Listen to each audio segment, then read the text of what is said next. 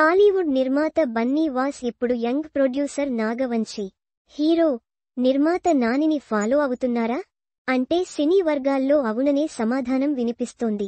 వారిద్దరి దారిలో వెళ్లేందుకు బన్నీ వాస్ సరైన అండ్ తెలివైన నిర్ణయం తీసుకున్నారని సినీ ప్రియులు చెబుతున్నారు. సోషల్ మీడియాలో డిస్కస్ చేసుకుంటున్నారు. ప్రముఖ నిర్మాత అల్లు అరవింద్ గీతా ఆర్ట్స్ కాంపౌండ్లో ఎప్పటినుంచో ఉన్న బన్నీ వాస్ కొంతకాలంగా GA2 బ్యానర్ బాధ్యతలు చూసుకుంటున్నారు. ఆ నిర్మాణ సంస్థపై చిన్న, మీడియం రేంజ్ సినిమాలు తీస్తూ మంచి హిట్స్ అందుకుంటున్నారు. రీసెంట్గా ఆయి సహా పలు చిత్రాలతో సూపర్ సక్సెస్ ను సొంతం చేసుకున్నారు. సడెన్ గా బీవీ వర్క్స్ పేరుతో బ్యానర్ స్టార్ట్ చేశారు. ఇప్పుడు తన సొంత బ్యానర్ పై మిత్రమండలి మూవీ చేస్తున్నారు. అందులో అంతా యువ నటులే ఉన్నారు. డైరెక్టర్ కూడా యూతే. మొత్తం యంగ్ జనరేషన్ తో సినిమా చేస్తున్నారు Bunny Vas. Blockbuster hit Jathiratnalu vibes తో మిత్రమండలి తీస్తున్నారని చెప్పాలి. అయితే సొంత బ్యానర్ ను స్టార్ట్ చేసిన బన్నీ వాస్ తలుచుకుంటే బడా హీరోలు, స్టార్ డైరెక్టర్స్ తో సినిమాలు చేసే ఛాన్స్ ఆయనకు ఉంది. బడ్జెట్ కూడా పెట్టగలరు. కానీ ఇప్పుడు చిన్న సినిమాను తీస్తున్నారు. దాని వెనుక పెద్ద రీజన్ ఉందంటున్నారు సినీ ప్రియులు.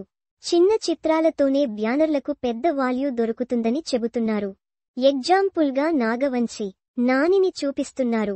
నిజానికి నాగవంశి తన బ్యానర్ పై ఇప్పటికే రూపొందించిన మ్యాడ్ సీక్వెల్, టిల్లు సిరీస్ చిత్రాలు ఎలాంటి హిట్ అయ్యాయో అందరికీ తెలిసిందే. బ్యానర్ కూడా ఫేమస్ అయింది. మంచి లాభాలు వచ్చాయి.